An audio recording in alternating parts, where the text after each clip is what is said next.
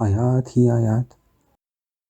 پھر ایک روز بک سینٹر سے گزر رہا تھا کہ سامنے ایک کتاب پر نظر پڑی جس پر جلی قلم سے لکھا تھا حج بیت اللہ۔ میں نے وہ کتاب خرید لی اور گھر جا کر اسے پڑھنے لگا۔ کتاب پڑھ کر میں بے حد مایوس ہوا۔ کتاب کا لب لباب یہ تھا کہ حج کی نیت کرتے وقت فلاں آیت پڑھو، احرام باندھتے وقت فلاں آیت پڑھو، روانہ ہوتے وقت فلاں آیت پڑھو، سرزمین پاک کو پہلی بار دیکھو تو فلاں آیت پڑھو، مکہ شریف میں داخل ہوتے وقت فلاں آیت پڑھو، خانہ خدا پر نگاہ پڑے تو فلاں آیت پڑھو۔ ارے تو حج مسلسل آیتیں پڑھنے کا نام ہے، لیکن اتنی ساری آیات زبانی تو یاد نہیں رہ سکتی۔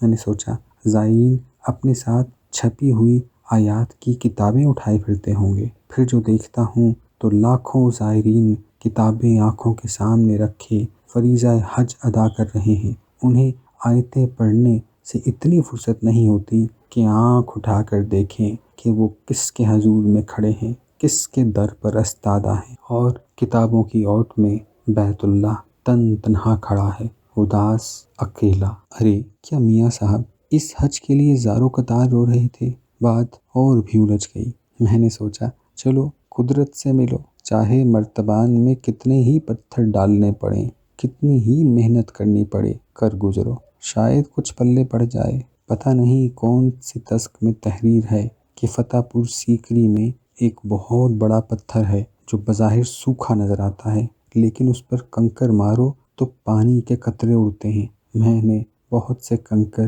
اور خالی شیشی جیب میں رکھ لیے اور قدرت اللہ کی طرف چل پڑا۔ ان دنوں قدرت اللہ لاہور چھاؤنی میں الگن روڈ پر ایک وسیع و عریض لیکن بوسیدہ اور ویران کوٹھی میں ٹھہرے ہوئے تھے۔